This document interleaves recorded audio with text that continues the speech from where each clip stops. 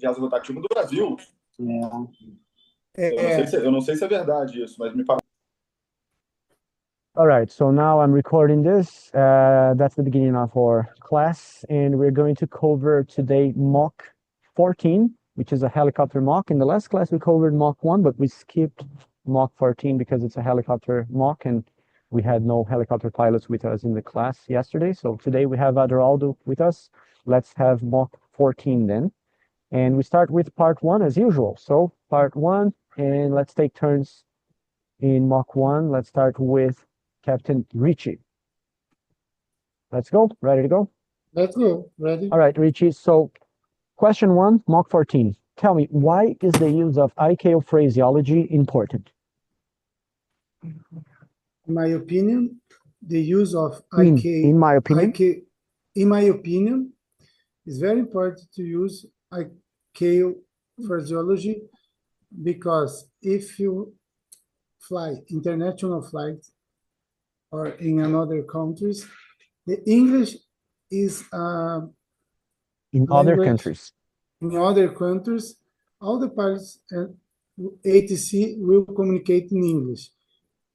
If you are flying only in Brazil, you will use your Portuguese or native language. But if you will fly in another country, you need to know how to communicate in English. That's it. All right. Yeah.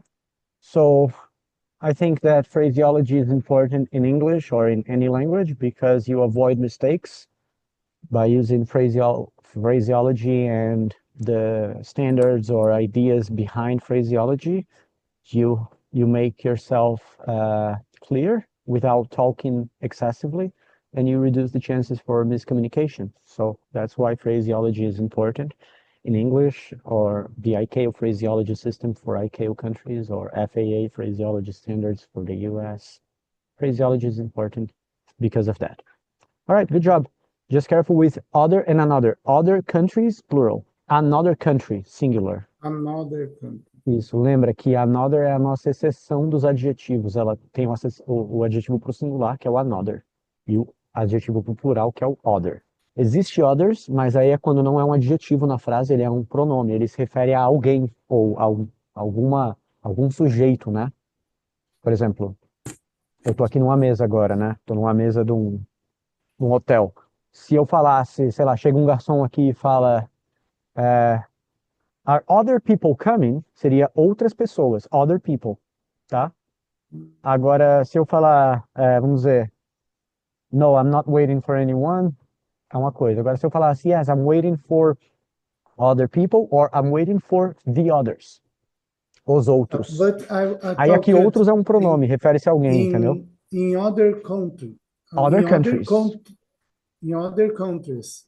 Other countries, yeah. Em outros in países. Other countries.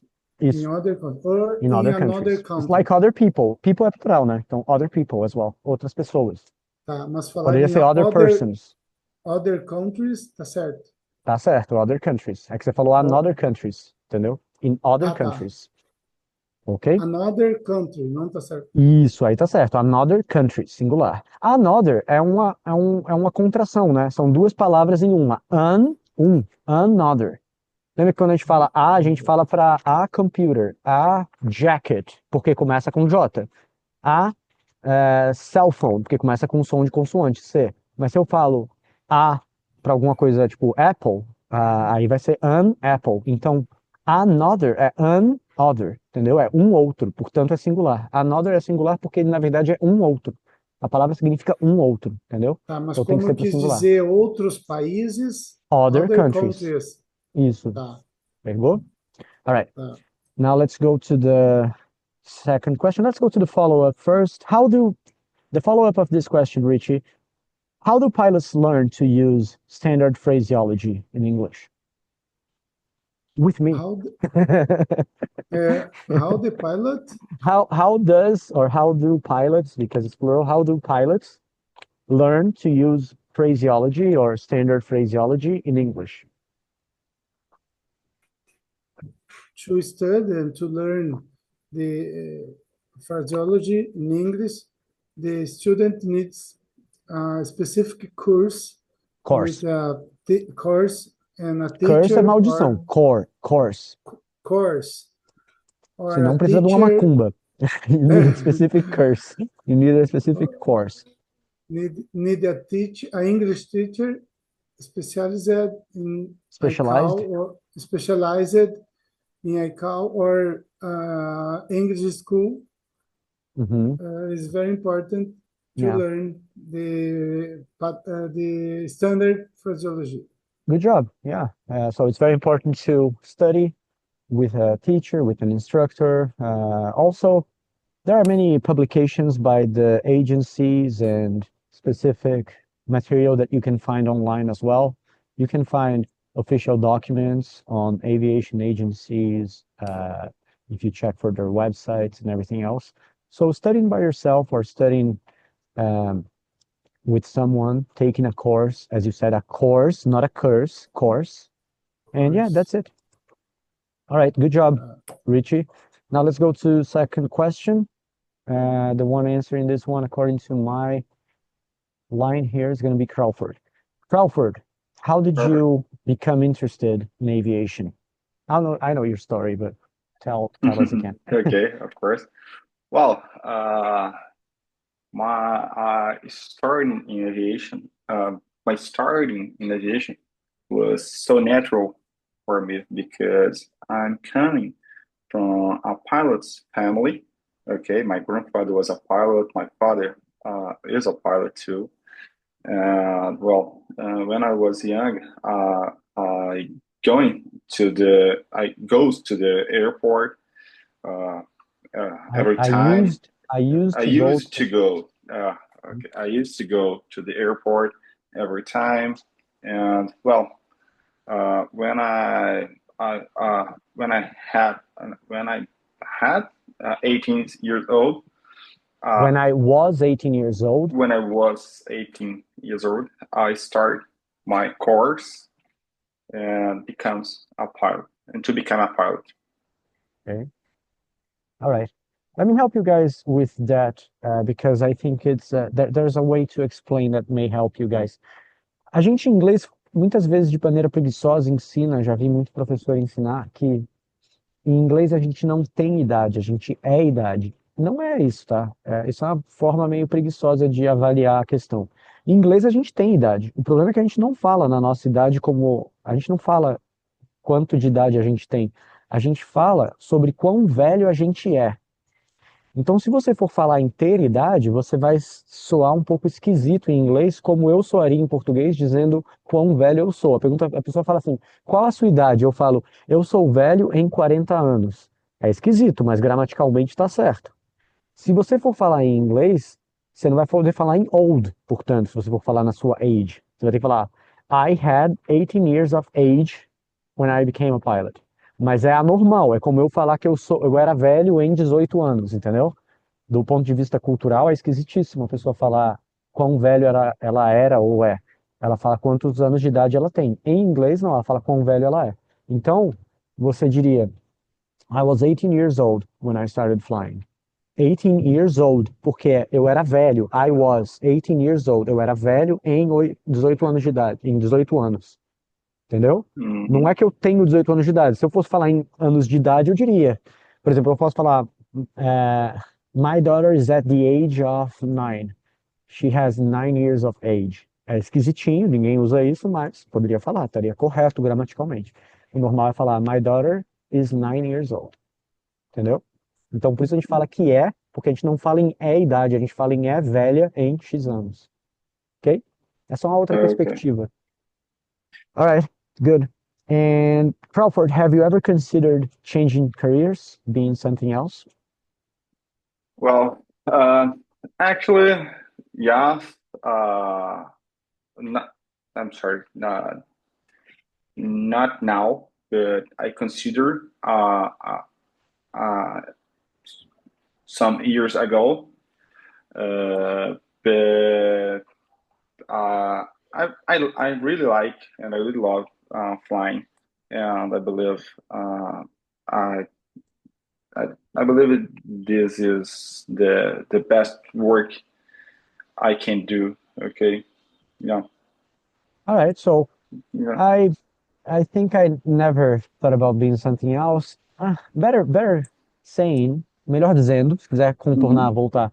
Better saying, I changed my mind. I think sometimes I did think about being something else occasionally, but I never really did it. And I think that being a pilot is the best thing I do and is the job that fulfills my my will, and that's what I like doing. So yeah, I had some moments in which I thought about being something else, but nothing serious. Just usually I'm happy being a pilot. Yeah, that'll be good.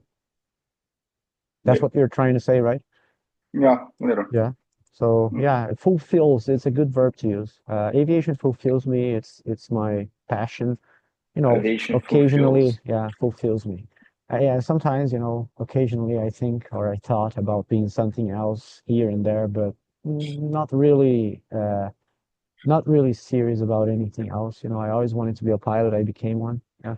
I'm similar to you. I come from a family of pilots. My grandfather and my father were both pilots, and my great uncle as well. My great uncle was a member of the Santa Pua squadron, and I find it weird, but in a way, because I never thought about being something else because of this family heritage, in some ways, I had some moments in which I doubted myself a little bit if I was being authentic or if I was just following the footsteps of my family. So, a few times in my life, like when I was like going through puberty, university, when I was like becoming of age, 18, 20 years old, especially, I had my doubts, like, what am I doing? Am I really becoming a pilot because this is what I want, or is it just because I'm kind of trying to do what I always thought that I should be doing, and have I ever even considered anything different? So I had my moments of doubt specifically because I always wanted to be a pilot, which is a little bit of a paradox, but but I did. Yeah. Yeah, you start wondering, like, am I just, feeling the spot that it seems to be the right one for me because my father was a pilot? Am I just because I admire my father wanting to be a pilot and do the same thing? I don't know. Yeah, but that was like punctual. In general, like I studied in university. I studied geography. My father wanted me to have uh, a university degree. And while I was going through university, I worked in some different internships. Like, as a matter of fact, I flew in geophysical aviation. And when I was in university, I studied geography, and I did work in internships specifically with geo-referenced data, which is basically what we produce when we fly. Nowadays, we have Google Earth, and a lot of the data just comes straight from the satellite. But in the past, all the referenced data that we used to have were actually gathered by flying. So it's interesting because I did have many conversations with the geophysicists and the geographers of the company that I used to fly for. That's how I saw that guy that I told you about before we started the class. He passed like 14 meters off of a cliff because I was actually talking to the guys on the geophysics sides of things, and they showed me the graphs and the data, and I was taking a look. And I used to work with this kind of mapping, etc., when I was on my internships as a geography student. All right, let's go to question 3. Yeah. Question 3 goes to Adraldo. Adraldo, when should a pilot perform a misapproach? Actually, we don't say misapproach unless we are actually missing like a verb. So when should a pilot perform a missed approach procedure? So in the past, in this case, right, I made a mistake first. When should a pilot perform a missed approach procedure? Well, usually pilot perform a missed approach in case of they encounter they reach the decision altitude or minimum descent altitude and didn't see the runway. So usually pilot perform a missed approach, or in case of runway incursion or some another problem that can lead a pilot to perform missed approach during normal situation, but can occur some unexpected situation. and so pilot need to perform a missed approach. I think there are some situations that can lead a pilot to perform a missed approach. Okay, good job. Let me just make one single correction. For in the beginning of your answer, you said in case of they encounter a, and then you said, I don't know, maybe a thunderstorm. Cuidado, aqui você fez o correlato a algo que eu sempre vejo muita gente fazer errado em português, que é falar o por causa que. Você fez algo parecido em inglês. Você falou in case of they encounter a. Ou você fala in case of a thunderstorm, ou você fala in case they encounter a thunderstorm. Não pode ser as duas coisas, porque traduzindo para o português seria como você falar em caso de eles encontrarem uma tempestade, ou em caso deles encontrarem uma tempestade, ou em caso de uma tempestade. Não pode ser em caso deles encontrarem uma tempestade, igual no português. Vai ter que ser in case of a thunderstorm, or in case they encounter, aí não tem o of, in case they encounter a thunderstorm. Entendeu? Right. Ok. Anotei aqui. Mas não é exatamente igual o por causa que. O por causa que é uma apelação, né? Da pessoa que não sabe escolher entre o por causa ou o porquê. Eu sempre falo isso quando eu vejo alguém errar, que seja próximo, né? Não vou ficar corrigindo pessoas que eu não tenho intimidade, mas pessoas que eu tenho. A minha filha mesmo, acho, eu corrigi. Ela é pequena ainda, né? Acho que não. Não, isso foi um sobrinho. Mas, enfim, ou é por causa disso, ou é porque aquilo, né? Você não pode falar por causa que. Você fala por causa das nuvens, ou porque estava nebuloso, né? E depende o que você for usar. All right. And how does a pilot prepare for a go-around procedure at the route? What is the preparation, the usual preparation of a pilot for this procedure? The pilot, when the pilot start a procedure, they need to be prepared for. Nota que você estava no singular. The pilot, when he prepares, você passou do he pro they. Percebe como você estava falando de você falou the pilot when he prepares for the flight. Aí você passou pro they. It's better to use isso. They. All right. Pro plural. Okay. So pilots, when pilots start procedure, they will need to prepare for perform a missed approach if it would be necessary. So they need to study the procedure and discuss with the crew members to be aware about the correct procedure. Okay. All right, good job. Well done. It's easier if you go to plural because then you can have the verb without going to that indicative form. So if you say, when pilots prepare for a misapproach, instead of when the pilot prepares, he prepares. Aí você vai ter que falar he prepares, needs, vai ter que usar o needs, prepares, vai ter que ficar fazendo isso porque você vai estar no singular. Se a gente estiver no plural, a gente não vai usar, então fica melhor mesmo. Okay, it's better. Good job. Yeah, much better. Right. And now let's go to part 2. Any questions here, guys? No question. Good? Go ahead. No question? No question. All right, good. So let's go to part 2. In part 2, you guys are going to be interacting as the pilot, taking turns. First one is Richie, situation 1.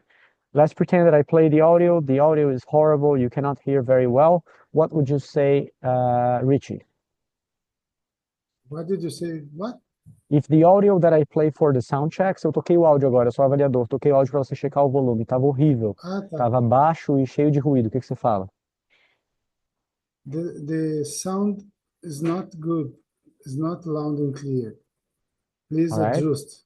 Could you, usa could, que é mais polido. Could you adjust it? Yes, could you adjust it? Could you try to fix it? Sei.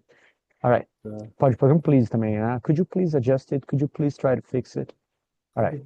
Now the audio is perfect. What do you say? Loud and clear now. Thank you. All right. Good job. I'll play the audio here. You guys confirm if it's loud and clear just in case. There it goes. Santos Dumont English Assessment. This is a sound check. Please confirm to the examiner if the volume is okay and you can hear the recording loud and clear. The audio is loud and clear. Great. So let's go. Part 2, situation 1. Captain, imagine that you have just landed at Ezeiza Airport in Buenos Aires. Visibility is poor. So listen to Ezeiza ground control and read back. ANAC 123. Taxi via taxiways Hotel and Delta to Gate 10. Cleared to cross runway 17. Report vacated.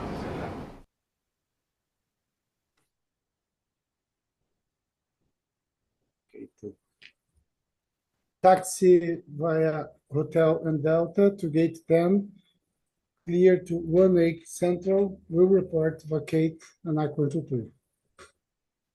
All right, good job. Now, while taxiing on taxiway Delta, you hit a fire truck, and so you need to be towed to the hangar. Call ground control to explain the situation and request assistance.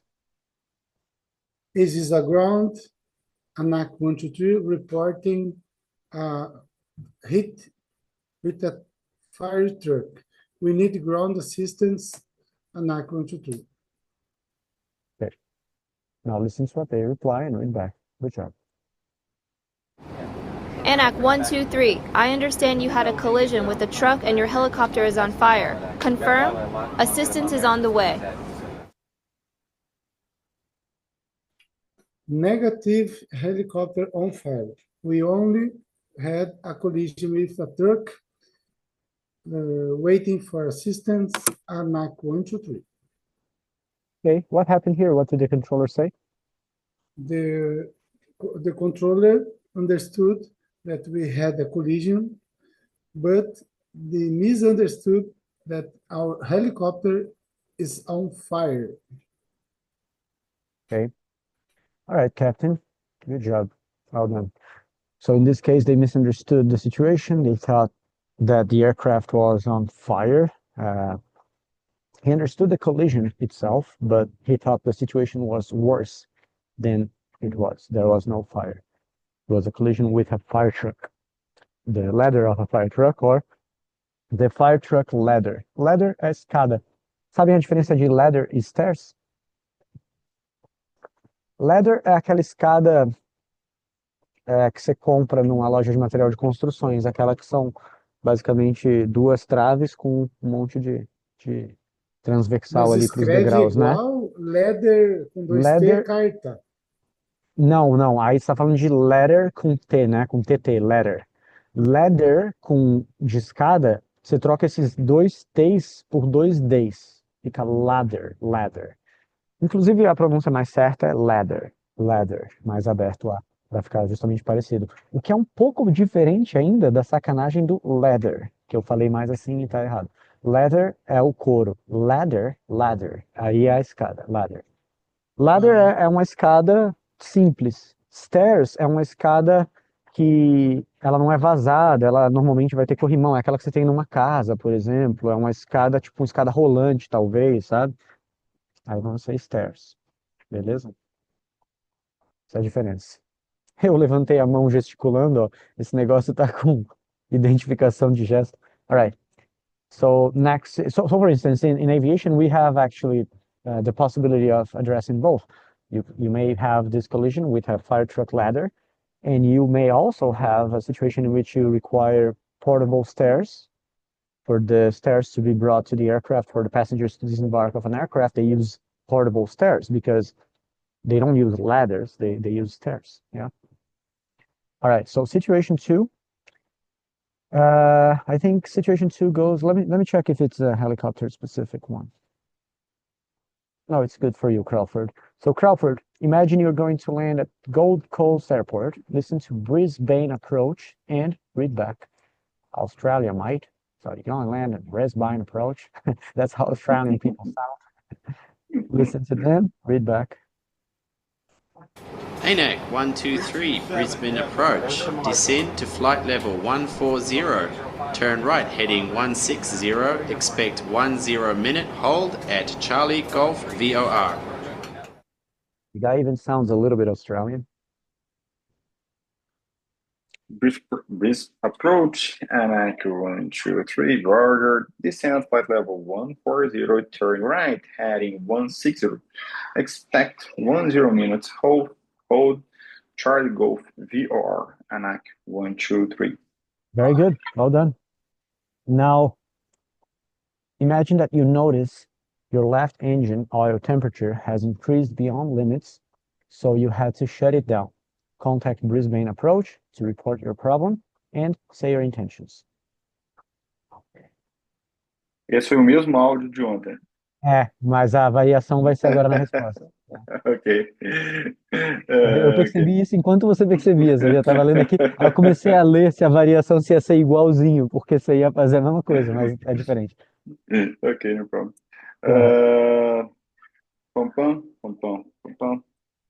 Visual approach, ANAC 123. We are facing problem at the left engine. We need reduce request pilot clamp at Rizzo Airport, ANAC 123. Okay, now listen to what they reply and read back. ANAC 123, fly direct to Charlie Golf VOR and expect direct approach to runway 14. I understand you shut one of your engines down due to high oil temperature. Confirm?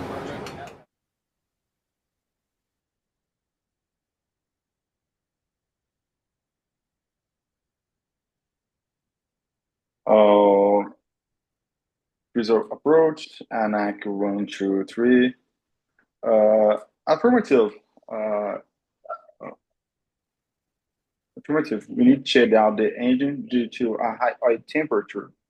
And Roger, fly direct to Charlie Golf VOR and expect direct runway 14, ANAC 123. Nice, very good, perfect.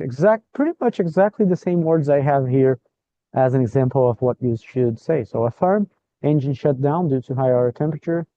Fly direct, Charlie Golf VOR, expect direct approach, runway 14, ANAC 123. Interesting. One thing that I would like to point out here is that in exercises like this, sometimes they give you extra information that you don't really need, like the high oil temperature, which is the cause. But in this case, they actually asked you for the cause. So sometimes you don't have to report that, but it could be in the next audio as, you know, a means of the examiner to realize you understood everything. So that was the case here. And also in the other, I think yesterday in the class you had the problem happening, but then they understood you shut down the engine, but you actually you were just flying with the reduced power, I think, right? Yeah. All right. And what happened here? Explain to me, what did the controller say? Well, the controller asked me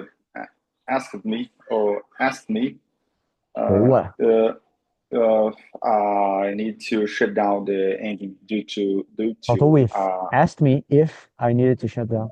Okay. The controller asked me if I shut down the engine due to higher temperature. They gave some instruction to fly direct to a specific VOR and expect direct approach to runway 14. Okay. All right. Well done, Captain. Now let's go to situation 3 with Adroaldo. Adroaldo, imagine you are approaching Galeão Airport. Listen to real approach and read back. Oh, by the way, before we move on to this next one, you mentioned the name of the airport a few times. It's a difficult name. I guess you didn't get it very well. No worries. You could just say Drizzle Airport, River Airport, whatever airport is fine, just the airport. But just in case you are wondering, the name was Brisbane. Brisbane as the... Brisbane Airport, yeah. Brisbane. Brisbane Tower, Brisbane, whatever. And he talked with a little bit of an Australian accent. Not the best I've heard, but I remember when I used to work in the United States, and I always remember that situation in which I was doing what we call maze control for the lifts. It's like what people do here at Disney World. You know, you have the lifts and they have a chair that sits, let's say, 4 persons or 6 persons if it's a large one. And you're trying to fit every chair with as many people as possible so the line is not too long, right? So when the line gets longer, you start asking people, how many in your group, how many in your party, how many in your group, and you start feeling like, okay, you guys are in 8, so 6 of you in this one, 2 of you guys with this 4, and you start organizing people so you fit all the chairs with as many people as possible. So I was doing that because I was helping I was not a lifty, but I was helping a friend of mine who was a lifty. I was actually a snowboard instructor at that time. But since they were without anyone doing that, and my students were still coming, I started doing that maze control, I think. And then I was helping this guy out. And then as they were coming in, I was asking them, how many in your group? How many in your group? So 2 of you guys with these ones, etc. How many in your group? And the guy said, I said, sorry, sir, how many? I'm like, what the fuck is this guy saying, right? I think I know all the numbers in English. I said, man, sorry, I'm really not understanding you. How many in your group? I might. I was like, okay, 8. So the Australian guy here comes, the 6 of you guys or 4 of you guys want to be split in 4 or 6. And then I started doing it. But he said, I might. And I was like, oh, okay, 8. There was another time over there as well that I was riding with this Australian guy, a friend of mine. His name was Anthony. He looked a lot like Buzz Lightyear. I actually gave him this nickname. He was exactly like Buzz Lightyear, like the same big chin and exactly the same. Like he was Buzz, man. He actually got this nickname after I started calling him Buzz Lightyear. We even made a name tag for him. And we were riding together. And then all of a sudden he's like, hey, Alex, man, let's ride in the trace. And I was like, what? Let's ride in the trace, Mike. I was like, man, what are you talking about? I was like thinking, is this guy calling me to ride on trays? Like trays, you know, like you get a tray for picking up your food. I'm snowboarding. I have my snowboard on. Why would I get a tray? This guy's thinking it's fun to ride on a tray instead of a board. I was trying to really imagining a tray. And I was like, hey, Anthony, I'm really not understanding what you're saying, man. You're saying ride on the trays. I don't know what that is, man. Like the trays, Mike. You know, they're greens. They have leaves on it. And he's talking about the trees. I was always surprised with the way they open, like they say, the trays. Let's ride on the trays, Mike. Very good.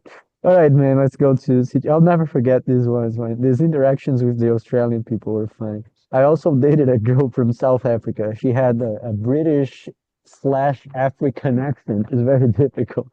It's a little weird, but it's beautiful. Situation 3. Other audio.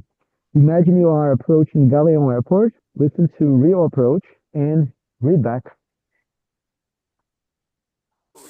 ENAC 123, real approach. Descend to 5,000 feet and turn left heading 270 degrees. Adjust speed to 110 knots.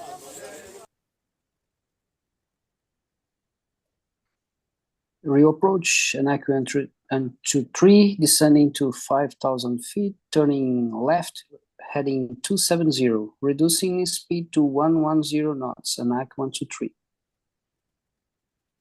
Good job, Captain. Well done. Perfect. Now imagine you notice some mountains ahead of you and you suspect that the ATC has forgotten about you. Viram o que eu fiz agora? Eu falei you suspect of a, porque normalmente a frase é você suspeita de alguma coisa, né? Só que aí eu li aqui direito o texto, suspect, tô ficando velho. Suspect that não era suspect of, era suspect that. Então, suspeita que e não suspeita de um, né? Aí o que eu fiz para me corrigir? Sorry, e começa de novo. É importante pedir desculpa e recomeçar, porque senão você faz um erro gramatical por não fazer esse delete que o sorry dá, entendeu? Se vocês fizerem algum erro desse tipo, faz que nem eu fiz aqui. Fala, you notice that, you notice, aí volta, entendeu?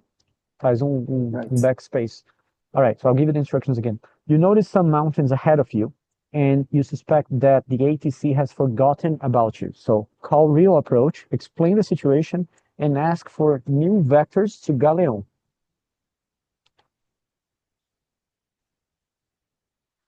Real approach, ENAC 123, mountain in sight, request divert to Galeão Airport, ENAC 123. Okay, now listen to what they reply and read back. ENAC 123, turn right heading 100 degrees. Do you intend to divert to Santos Dumont Airport?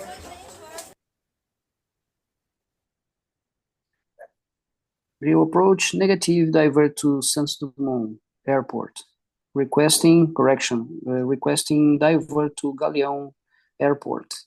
Turning right, heading 100 degrees, ENAC 123. And what did the controller say here, Captain?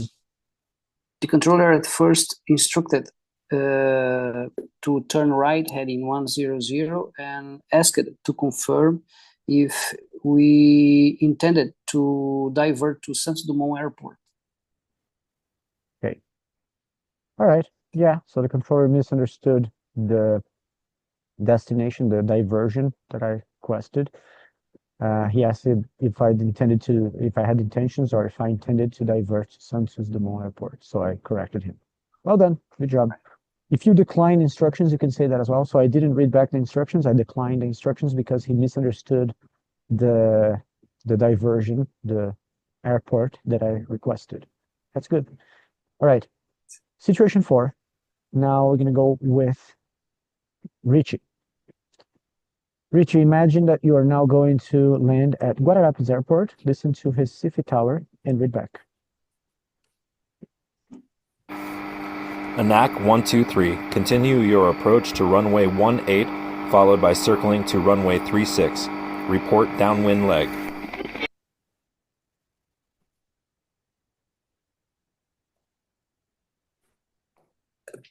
Continue approach to runway 18, following circling 36. Will report on downwind leg, ANAC 123. Okay.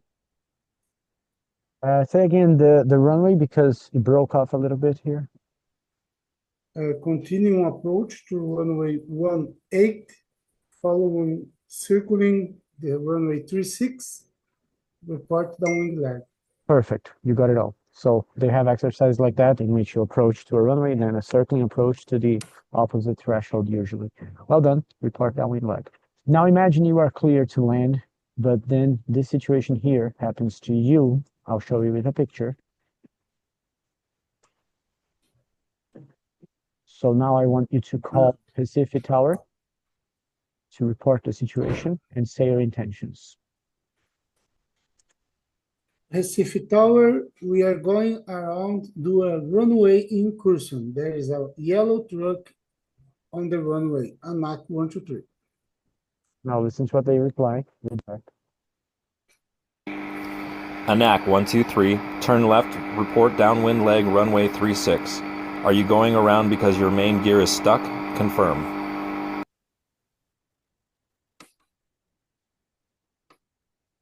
Negative, main gear stuck.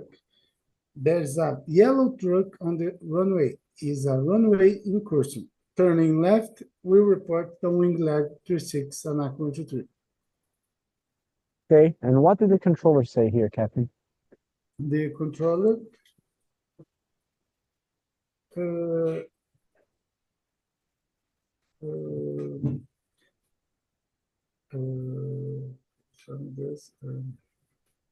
instructed.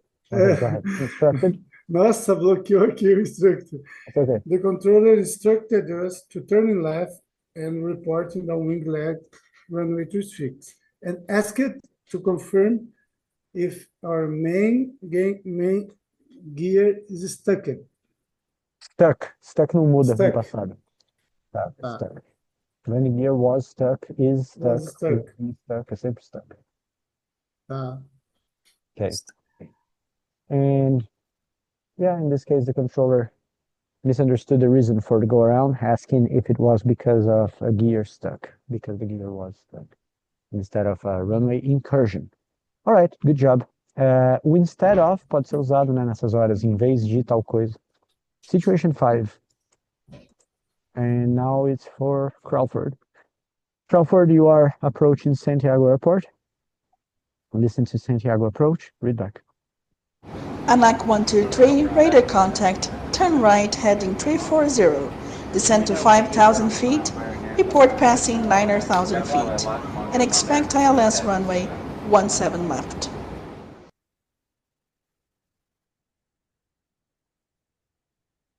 Santiago approach, ANAC 123, Roger, radar contact, turn right, heading 340. Descend 5,000, I report passing 9,000. Expect ILS runway 17 left, ANAC 123. Okay. Now, Captain, during the approach, you see a situation like this one ahead. Tá bem parecida com a prova de ontem, essa daqui. Acho que tivemos também um balão. So now a situation like this, straight ahead, interfering with your flight. So call Santiago approach, report the situation, and request a deviation. Santiago approach, ANAC 123, reporting hot air balloon 12 o'clock, requesting the deviation, ANAC 123. Good one. Now this is what they replied. Read back. ANAC 123, turn 20 degrees left. Confirm the hot air balloon is at your 12 o'clock position. Santiago approach, ANAC 123, roger, turn 20 degrees left, and affirmative, the hot air balloon, it is at 12 o'clock. It is at 12 o'clock position, ANAC 123. Okay. Now, Captain, what did the controller say here? Well, the controller just asked me to confirm if the hot air balloon was at my 12 o'clock position, and they gave instruction to deviate from the hot air balloon. All right, well done. So the controller instructed me to turn 20 degrees to the left and asked me to confirm if the hot air balloon was at 12 o'clock position. So 12 o'clock position, yes, affirm, because 12 o'clock straight ahead is the same thing. 3 o'clock is the wrong one that they use it, so it was not the case on this one. Good job. Now part 3, unexpected situations. Part 3 is the part you guys listen to the audios, they play twice, and then you have to explain in your own words. I'll ask a question. After 3 situations, I'll ask you guys to make a comparison as well. Situation 1, there we go, and that one is going to be played for Aula first. Let me just check if we had any specific helicopter stuff here first. Just a second. Because if that one is actually that one cut both ways, I think it could be for airplane pilots or helicopter pilots. Let me check the other ones. Just a sec, guys. Yeah, that one as well, cut both ways, serves both. And the last one, yeah, the last one is going to be for Aula. So let's do the following.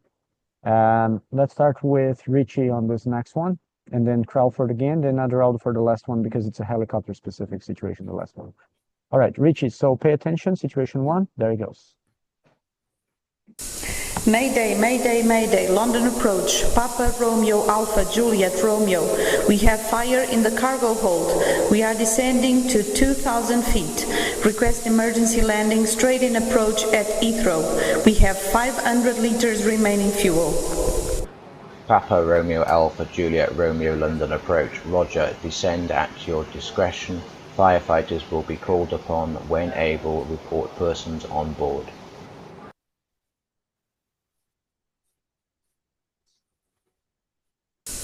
Mayday, Mayday, Mayday, London approach, Papa Romeo, Alpha, Juliet, Romeo. We have fire in the cargo hold. We are descending to 2,000 feet. Request emergency landing, straight in approach at Heathrow. We have 500 liters remaining fuel.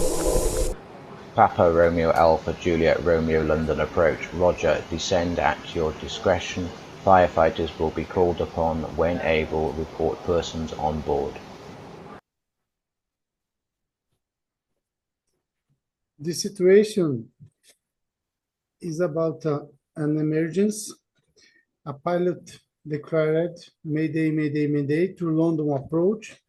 The aircraft Papa Romeo, Alpha Juliet Romeo informed a fire in cargo hold and informed that they are descending 2,000 feet, requested priority to landing straight approaching Heathrow, and informed that they have 500 liters on board. Then the ATC gave instructors to descend at instructions to descend at discretion, informed that the firefighters will be standby, and asked to report persons on board. Okay. And Captain, tell me, what actions should a pilot take when there's fire on board? Oh, must be a terrible situation because the fire can grow up fastly and affect a big structure like a wing, causing a catastrophic loss of control. Then if I'm the pilot, I will descend as soon as possible, descend and try to land in any place. If the nearest suitable airport is not available, I will decide to land in a field or in a street or any place, in my opinion. Okay. All right. Good job. And what may cause a fire in the cargo hold? What could be the causes of a fire? Oh, I believe the main cause of fire is an electrical failure or some goods not inflammable on board. That's it. Okay. All right. Well done. Now let's go to situation 2, Crawford. There he goes. So we play twice. Phoenix approach. Looks like we're gonna be returning to the airport. We've got an airspeed indicator failure that we're gonna need to check. Papa, Tango, Foxtrot, India, Juliet. Papa Tango, Foxtrot, India, Juliet, Roger. Descend to 10,000, altimeter setting 2992. Expect vectors to ILS runway 07 left. Goes again. Phoenix approach. Looks like we're gonna be returning to the airport. We've got an airspeed indicator failure that we're gonna need to check. Papa, Tango, Foxtrot, India, Juliet. Papa Tango, Foxtrot, India, Juliet, Roger. Descend to 10,000, altimeter setting 2992. Expect vectors to ILS runway 07 left.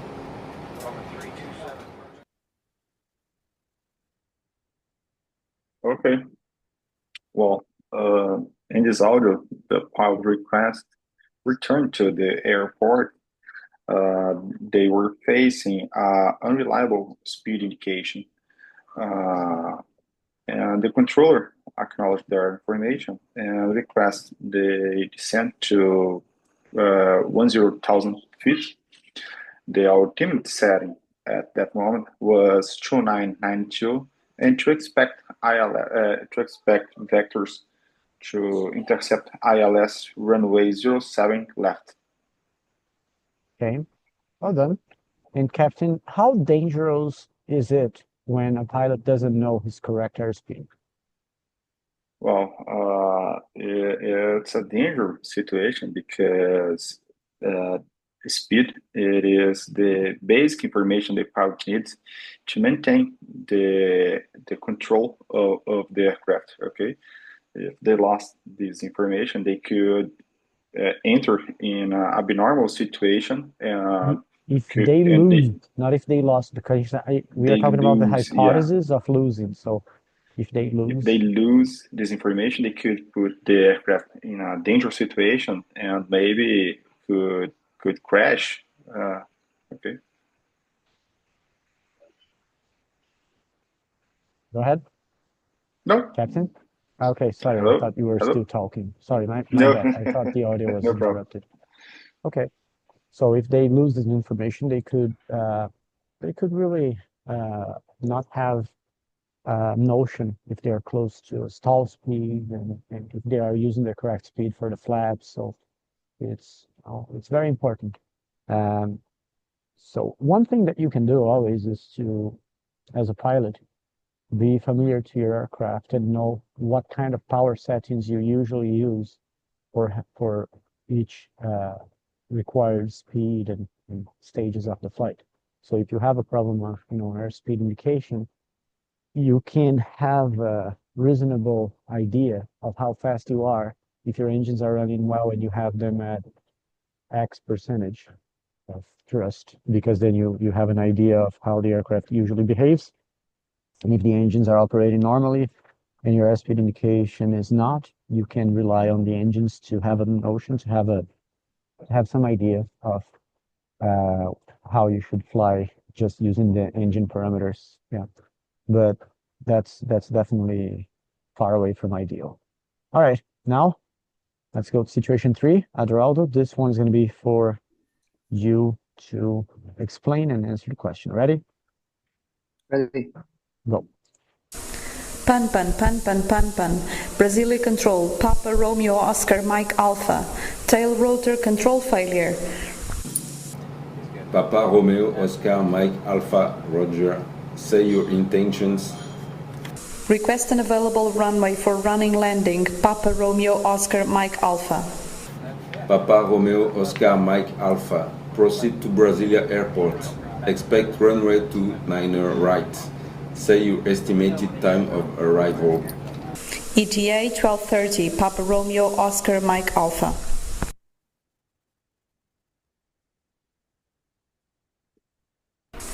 Pan, pan, pan, pan, pan, pan. Brazilian control. Papa Romeo Oscar Mike Alpha. Tail rotor control failure. Papa Romeo Oscar Mike Alpha Roger. Say your intentions. Request an available runway for running landing. Papa Romeo Oscar Mike Alpha. Papa Romeo Oscar Mike Alpha. Proceed to Brasilia Airport. Expect runway 29 right. Say your estimated time of arrival. ETA 12:30. Papa Romeo Oscar Mike Alpha. Okay, in this case, pilot reported PAM PAM. It's is an urgency situation due to tail rotor control failure. Reported to Brazilian control, and the aircraft was Papa Romeo Oscar Mike Alpha. And then controller asked what was the intention of pilot, and the pilot reported that the intention was landing in a runway available as soon as possible. Lembra, runway, on, taxiway, on superfícies. On runway, on the runway available, and the controller. Available runway, available é o adjetivo menos. Available. Okay, in the available runway, and the controller instructed pilot to prepare approach on runway 29 right, and asked what is estimate time of arrival. And the pilot finally reported that the estimate time arrival was 12:30. Well done. That's it. You got it. 12:30, not 13:30. 30. All right. 12:30. Yeah. All right. Lembra, 30, a pronúncia tem a tônica no ter, porque tá nesses números entre 30 e 90, tônica sempre na primeira sílaba. 30, 40, 50, 60, 70, 80, 90. Os números entre 13 e 19, tônica na segunda sílaba. 13, 14, 15, 16, 17, 18, 19. Okay? Good. All right. But good job. And Captain, what could cause a tail rotor failure? Well, one of the case of tail rotor failure could be a hit of birds or some debris in the ground or in the flight too. So these are some possible things that can cause tail rotor failure. Okay. I think that's it. The most common thing is hit with something. An impact, yeah, to be hit by something, to have an impact, usually. Yeah, it could be a bird strike or any other type of strike. On a helicopter, you never know. I mean, it's well, it's a machine that operates at high altitude quite often. You land at closed and small areas, small clearings. So it's possible for you to have debris hitting the blades as well, especially if you are operating in a place that is not an airport, on a Restrict landing on a areas. farm, a restricted area, like Yeah. a Zulu field, a group of Zulu field, how we call it in Brazil. If you are landing on a clearing or something like that, you may have some debris hitting the blades or something like that, not only birds. So yeah, basically impacts in general. Yeah. Right. Good, all done. Now the comparison. Well, let's keep it with you, Adraldo. Go ahead and make a comparison here to us. Tell us which situation you think is the worst in the end, comparing the three of them, and let me know which one you think is the worst to deal with as the pilot. It could be from a perspective of danger, this comparison, or severity, ways of prevention, solution. Up to you. Okay. So I believe the first case, fire in the cargo hold, I think is very dangerous. It's the most difficult deal because you can imagine what is the side of fire, or the problem, exactly problem of the fire, and they need land as soon as possible. And thing that we can do to avoid it is take care about cargo things, or the word that let me see, not how can I say, objects that will be loaded in the aircraft. So take care about the products that will be put inside of the cargo. And the second situation that I think is difficult to deal with is the tail rotor failure. So you usually lose control of the direction of the aircraft, the helicopter, and usually it is necessary to do out rotation landing. So it's a difficult problem to deal with. And the third situation that is airspeed indication is the easiest thing, but not the less difficult, but not easy to deal with, the airspeed indication. So the tail rotor failure, usually you can usually avoid it making a good maintenance, but it's not real that you are don't have this problem. Not certain. Yes, thank you. Not certain that you will not have this problem. And the airspeed indication, I think, is too. The maintenance is good to perform to avoid this kind of problem. But there are some problems that is possible to occur in a normal flight and a normal equipment. Yeah. Okay. Yeah. So there are things you can prevent with maintenance, and there are things you can't. Sometimes you may have an impact, as you mentioned. So yeah, in certain ways, preventive maintenance can be very reliable, but for certain problems, it's actually more of an operational hazard. So impacts with birds, impacts with debris, etc., is more of an operational hazard. So I don't think it's very preventable from the perspective of maintenance. It's maybe preventable from the perspective of the type of operation you are putting the aircraft to it. But yeah, in the area that you are flew. Yeah, the area that you're flying, or that you flew with an occasion in the past. So that you're flying is more of what you're trying to say. All right, good. Now let's go to picture description. Good job.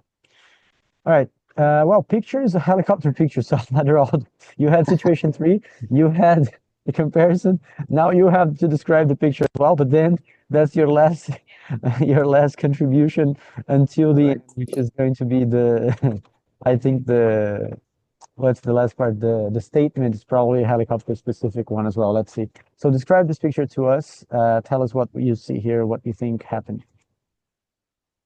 Okay, so in this picture, I can see probably an helicopter that suffered a bird strike, and the damage was very big, was bigger in the aircraft because they had it has two windshield broken, and the nose Two broken of the windshields, helicopter, or two windshields are broken, are actually, yeah, two windshields are broken, or there are two broken? windshield are broken.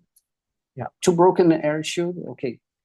And so the nose, there is a bird stuck in the nose, and the nose was broken too.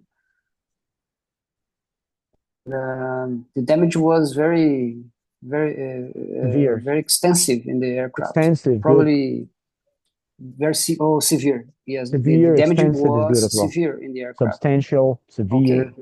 Significant. Substantial is good. Okay. Yeah. The damage was substantial in the aircraft.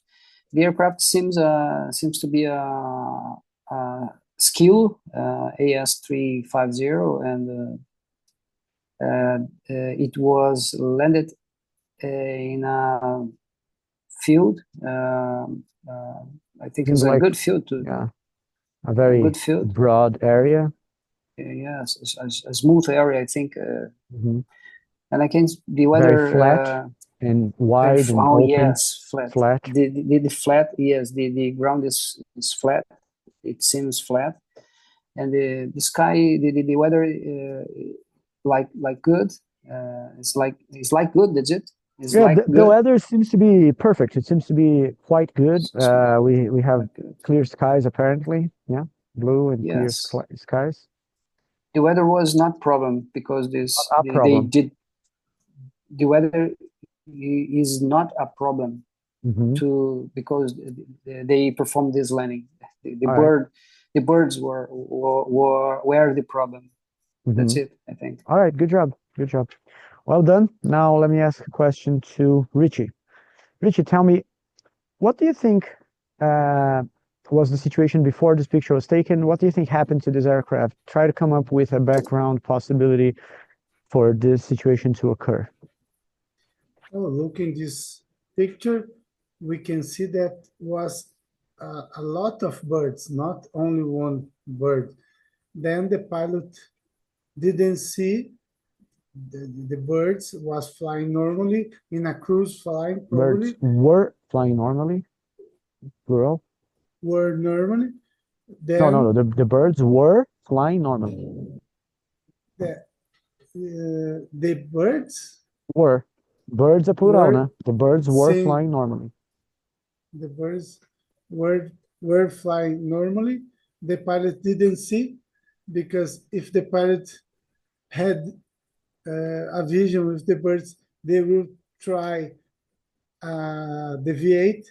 But I believe the pilot had a scary surprise when the birds collided in the windshield, both windshield and the nose, the helicopter was a big scared. Foi grande susto, como posso falar, Alex?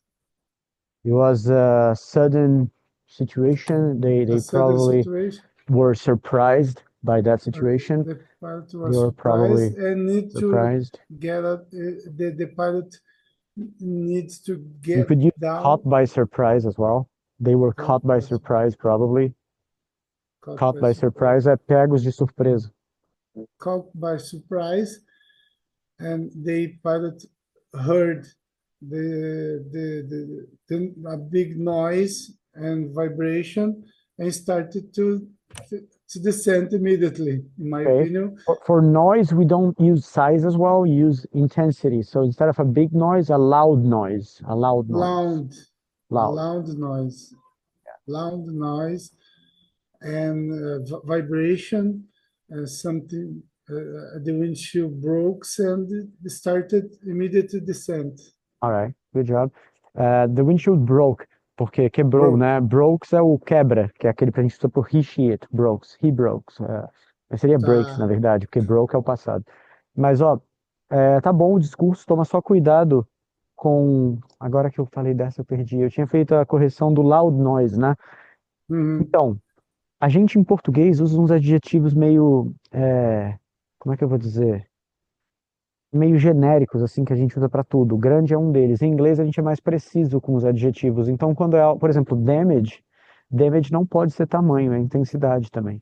Se você for falar de um dano muito grande em algo, você não vai falar grande dano, você vai falar suffered substantial damage, or Substantial. critical damage, significant damage, major Not damage, big damage. not big, not small.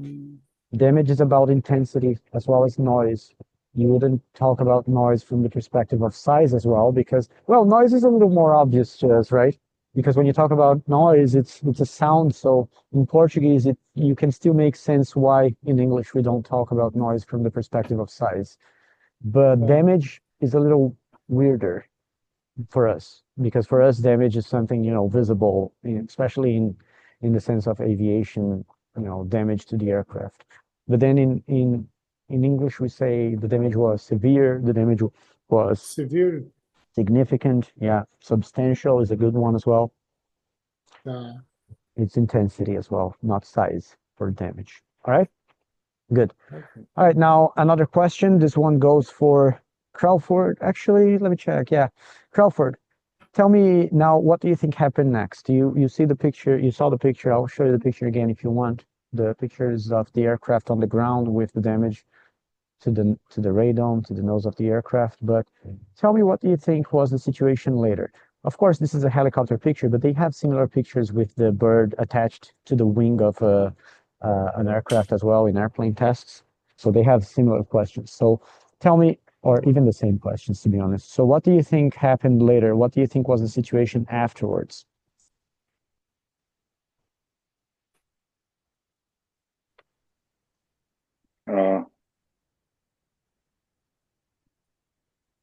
Desculpa, sou eu? Que eu caí da ligação aqui.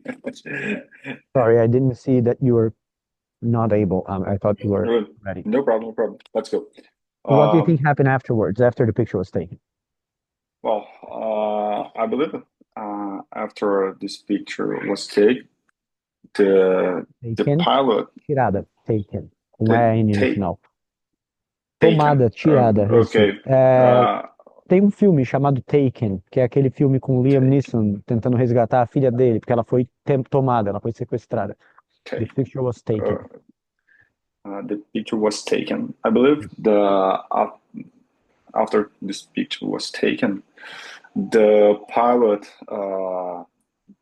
got support to the passengers, okay, and called to the maintenance, to the insured, and well, probably the helicopter needs to be removed by a truck. Well, that's it. Yeah.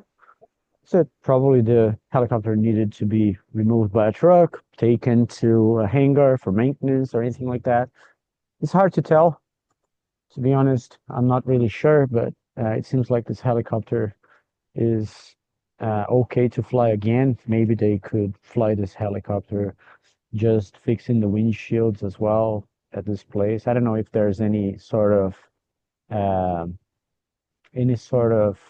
repairs they could do on the spot. I guess not. Probably they put that on a truck and took it to an airport, but I'm not sure. I'm not a mechanic, so I cannot really tell precisely what are the possibilities here, but obviously they fixed the helicopter, and I believe they were able to fix it and get this helicopter back to the air, but probably it's going to be expensive.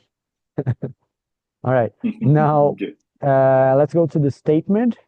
Adraldo, the statement is actually a generic statement, so I'm going to ask one of you guys to take the statement. I don't know which one. You guys choose a number from 1 to 3. I'll choose one for you guys. So Adraldo is number 3, Crawford is number 2, and Richie is number 1. Let me see. Go ahead, Crawford. Tell me. No, I told you guys the number, so you're gonna choose your own number, maybe. I had to have my dice. I used to have the number dice, but I don't. So I'm gonna throw one here. No worries. I have one. Whatever. Let's go. Yeah, so it's gonna be for Adraldo. Adraldo, But that one's generic. It could be either of you guys. Adoraldo, tell me if you agree or disagree with the following statement now. I'm going to read it, and later you expand on it. Tell me to what extent you agree or disagree. Ready? Ready. Bird strikes are a bigger problem today than 30 years ago because of new environmental laws, which have caused an increase in the number and size of protected wildlife areas, and also in the number of birds. Well, I partially agree with this statement because the wildlife areas are there are more wildlife areas today, but the number of flights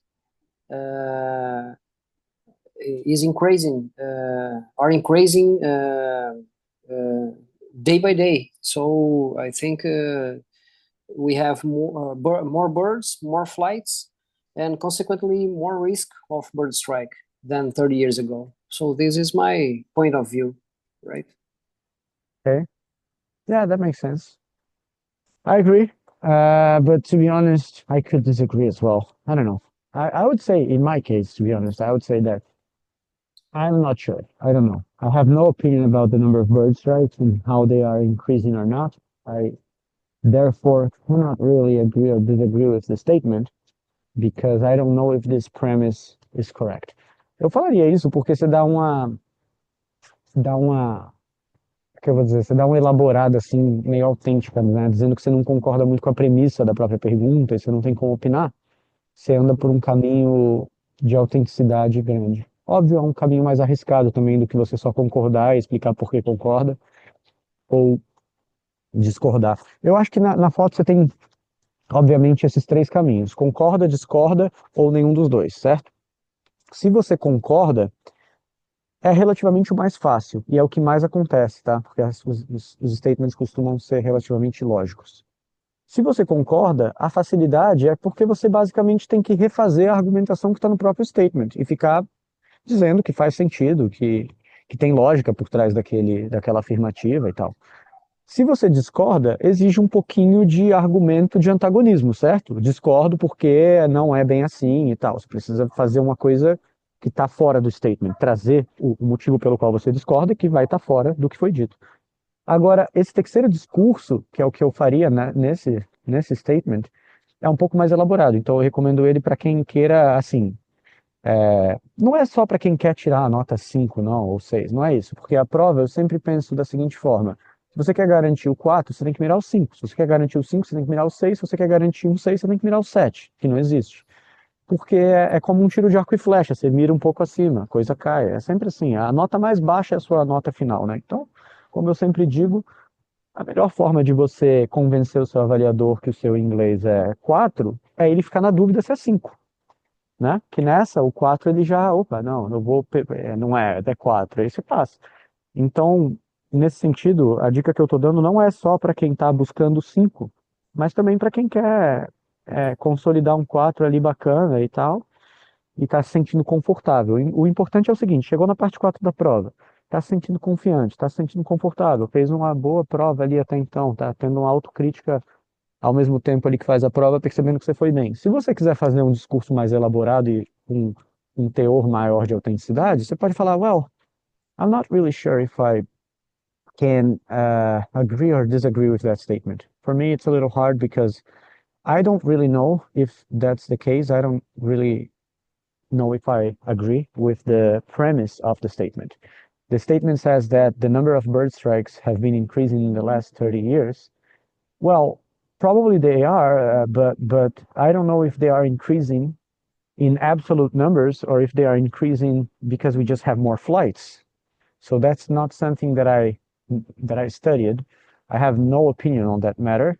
So for me, it's a little hard to tell you if I agree or disagree. I'm sorry to let you down and to disappoint, but I don't agree or disagree with the statement. I have no opinion of the increase of bird strikes or whatsoever. That being said, isso tendo sido dito, that being said, if I have to choose, I think that it's logical, it's plausible, so I tend to agree with the statement. Ou o contrário. That being said, I don't know. I don't think it's the case. I think that aviation is much safer nowadays, and I think that the number of bird strikes is being probably reduced when compared to the number of flights. But that's a guess. I don't know. That's just an assumption. Entendeu? Então você explica que não consegue nem concordar nem discordar, e aí fala, mas se eu tiver que escolher um ou outro, eu digo que eu concordo por causa disso ou daquilo, ou discordo por causa disso ou daquilo. So how can I say mesmo que? Mesmo Even que though. as áreas. Como? Even if or even though, depende da frase. Even though, right. I would like to say, mesmo com as áreas, né, as áreas que foram protegidas, as áreas naturais estão diminuindo, né? E daí elas estão se aproximando. Right.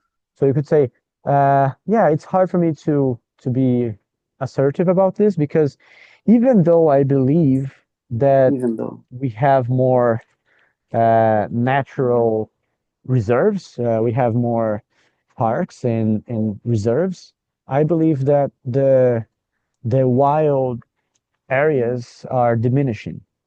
So I don't know if it compensates or not. So even though we have this tendency of more legislation, environmental laws, and wildlife reservations, I also believe that we are having less wildlife areas overall in general. The wild areas that are not reserved, they are diminishing. Yeah, you could say that. Thank you very much. You're welcome. Mais alguém ou podemos terminar por aqui? Cara, eu tô na piscina aqui, foi esfriando porque tá caindo sol. É a piscina ali atrás do hotel, ó. Aqui é mais silencioso. Mas eu sei que não atrapalha vocês, o Zoom filtra bem o barulho. Aquele boteco de ontem lá já provou isso. Mas atrapalha um pouco a mim, porque fica vindo o som de fora, né? All good? Todo mundo, alguém tem alguma questão? All good, my friend. Good, all good. All right, guys. Nice having you all. Thank you for coming once again. Terça-feira. Thank you, my friend. Until Tuesday. Good trip. Yeah, today I'm gonna go to a park again. Yesterday, after that Disney, what's the name of that place? Disney Springs that I was at.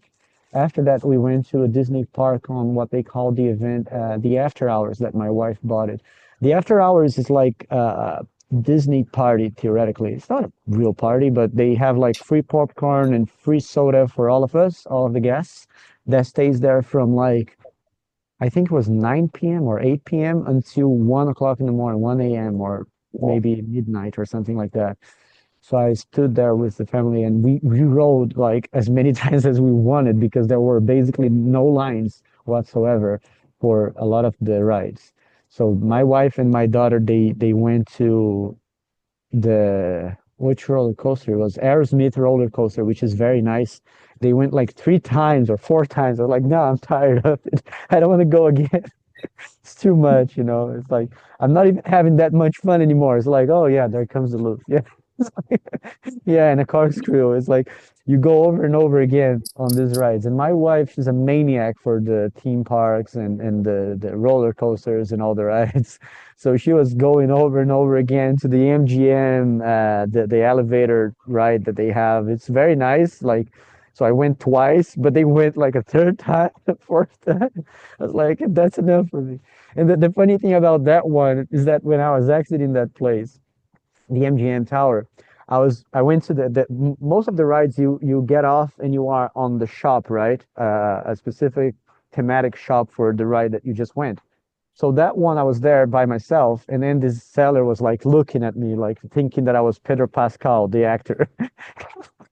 I realized that, and he started talking to me as if I was the guy. Like, he was like, "You look so much. I mean, you look a lot like a famous person." I was like, yeah, I know what you're saying. And then I was a little tired of always saying that I'm not Pedro Pascal, so I went funny on him, and I said to him, yeah, man, but I left the helmet at the hotel. Don't tell anybody, but if you see a tiny green creature around, I'm on a day off. I left it with the babysitter, because Pedro Pascal is like the Mandalorian, so he takes care of that baby Yoda in a series or whatever. So I never watched the show, but I know that. And then the guy was super confused. He was like, a little while later, as I was trolling through the shop, all of a sudden the guy asked me, and sorry, but what inspires you? And I was like, sorry, what? What inspires you as an actor? And I was like, I'm not an actor, man. I was kidding you. I'm not the guy. I was just playing with you, man. I'm not him. It's like, oh man, sorry, I thought you were him, man. And then no, man, I was just kidding, you know, I'm not the guy. That's super cool, man. I'm having fun with this over here. It's even funnier than the nights. Yeah, it's an actor. Looks like me. Yeah, it's true. I actually checked it. He's Googling. Yeah, I know. Yeah. All right, guys. So catch you guys later. Nice. See you guys next week on Tuesday. Bye, everybody. Bye. Thank you. Bye. Safe flights, everyone. Thank you.